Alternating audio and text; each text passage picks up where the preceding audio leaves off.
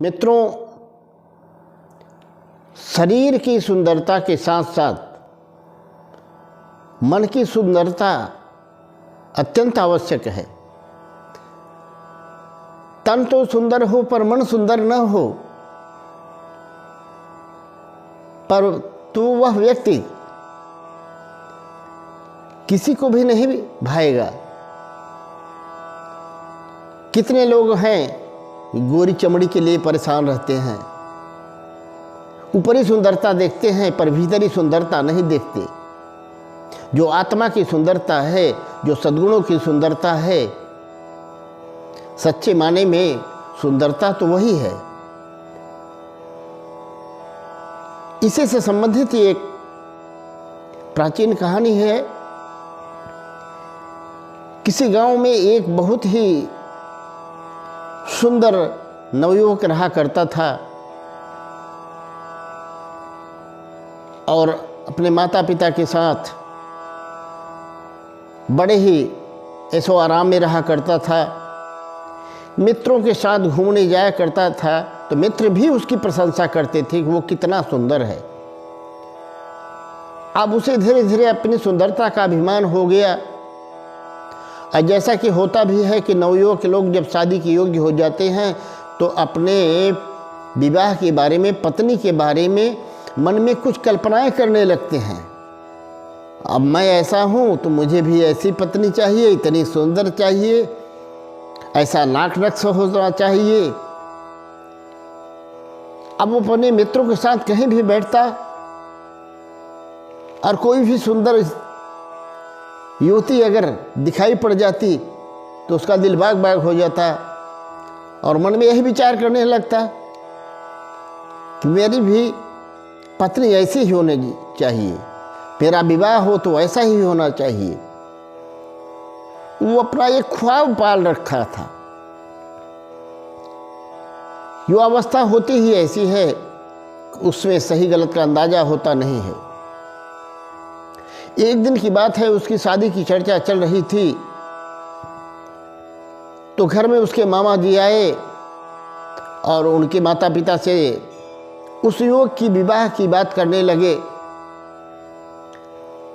तो वो लड़का वहां पर आकर के बोलता है, पिताजी मैं तो लड़की देख करके ही शादी करूंगा, मेरे लायक होगी तो ही मैं शादी करूंगा।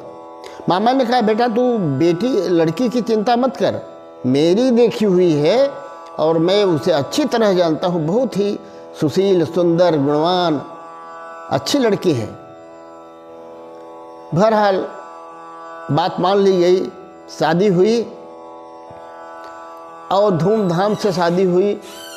और जब शादी में वो लड़का गया तो शादी के समय तो अब घूंघट में लड़की थी तो उसे दिखाई कैसे देगी, केवल हाथ पांव की उंगलियां ही दिखाई दे रही थी। उसने देखा तो मन ही मन विचार किया कि जिसके हाथ पांव इतने सुंदर सजे हुए हैं तो सुंदर ही होगी। अब विदाई हुई, विदाई होकर के जब बारात आगे चली वो थोड़ी दूर जाने के बाद डोली जहाँ रुकी तो उसके मन में विचार आया कि मैं जरा देखूं तो मेरी पत्नी कैसी है। और उसी समय उसकी पत्नी पर्दा हटा करके बाहर कुछ देख रही थी। इसकी निगाह पड़ी, उसने देखा और ये आश्चर्यचकित हो गया। इसके मन में घृणा के भाव आ गए। जैसा उसका सपना था उस तरह की उसे पत्नी नहीं निकली। वो तो थी सुंदर, गोरी चमड़ी वाली, पर उसके सूरत की बनावट अच्छी नहीं थी जो उसे नहीं भाई। अब पत्नी घर गई और उसका पति इतना उससे घृणा किया कि वह उसके पास तक नहीं गया, उससे बात भी नहीं किया। कभी उसका कोई एक भी बात सुनने को तैयार नहीं हुआ। अब ये प्रतिदिन का काम हो गया। वो उसे नफरत करने लगा, कभी भी उसे इज्जत नहीं देता था। अब आप सोचिए, एक पत्नी जो अपने मायका, माँ बाप, घर परिवार, जन्मभूमि सब कुछ छोड़ करके आती है एक पति के भरोसे, उसको अगर पति का प्यार न मिले तो उसे कैसा लगेगा? वो बहुत दुखी थी और उस दुख से इतना चिंतित हो गई थी कि बीमार सी रहने लगी। शरीर धीरे धीरे सूख करके कांटा होने लगा। इधर उसका पति जो है वो अपने दोस्तों के साथ घूमने फिरने जाता था, मौज मस्ती करता था, पैसे की कमी थी नहीं। बाहर अन्य दुष्चरित्र स्त्रियों के साथ बात व्यवहार और प्रेम करने लगा। यहाँ तक कि जितने भी नीच कर्म होते हैं जो करना भी नहीं चाहिए एक पुरुष को, वह वेश्यालय तक जाने लगा। और शाम को जब आता तो उस पत्नी के दूसरी तरफ मुंह करके सो जाता, उससे बात तक नहीं करता था। यद्यपि उसकी पत्नी बहुत चाहती थी, बहुत ही प्रयास करती थी कि वह किसी तरह से मेरे प्रति आकर्षित हो, मेरी बात माने और मुझे समझने का प्रयास करे, परंतु वह तो मानने को तैयार नहीं था। उसके मन में जो घृणा ने गांठ बना ली थी। मित्रों, ऐसा काफ़ी दिन तक चलता रहा और आप जानते हैं कर्मों की सज़ा तो मिलती ही है। जब वह अनेक स्त्रियों से संबंध बनाने लगा तो उसे धीरे धीरे बीमारी ने ग्रस लिया। अब वो धीरे धीरे दुबला पतला होने लगा और इतना ज़्यादा कमज़ोर हो गया, बीमार पड़ गया, उसका मुंह टेढ़ा हो गया, बदसूरत हो गया। गंभीर बीमारी ने उसे घेर लिया। हताश निराश हुआ, अपने घर पे आया और पत्नी ने बड़े प्रेम से उसके चरण स्पर्श किए और पूछे, पतिदेव आपने हालत अपनी कैसी बना रखी है? उसने कहा, कुछ मत पूछो, अब तो मेरी जिंदगी समाप्त होने वाली है। बोली, क्या हुआ?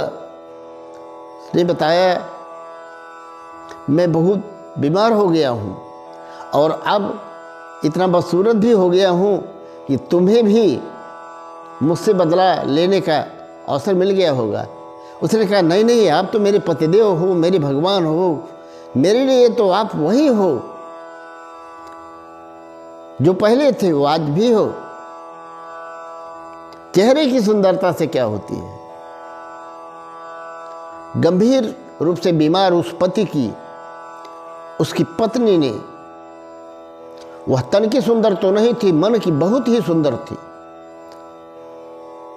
उसने अपने पति की भरपूर सेवा की, अनेक देवी देवताओं से मनौती मांगी और कि मेरे पति ठीक हो जाएंगे तो मैं ये प्रसाद चढ़ाऊंगी। और इस तरह से उसने भगवान की पूजा के लिए बहुत सी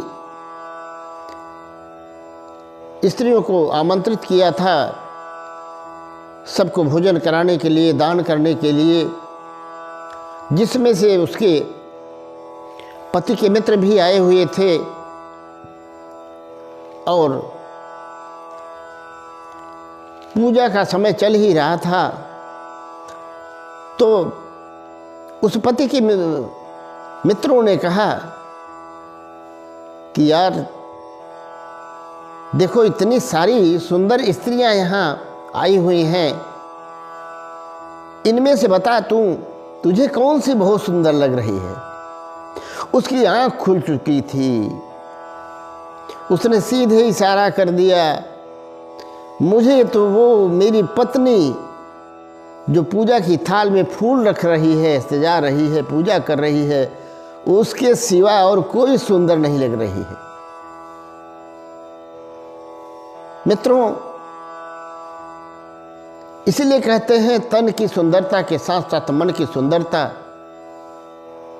और सद्गुण जिसमें हो वास्तव में वही सुंदर होता है। गोरे चमड़ी की सुंदरता किसी काम की नहीं अगर व्यक्ति में सद्गुण न हो, सेवा की भावना न हो, संबंधों को निभाने की कला न हो, तो वह व्यक्ति अपने जीवन में असफल हो जाता है।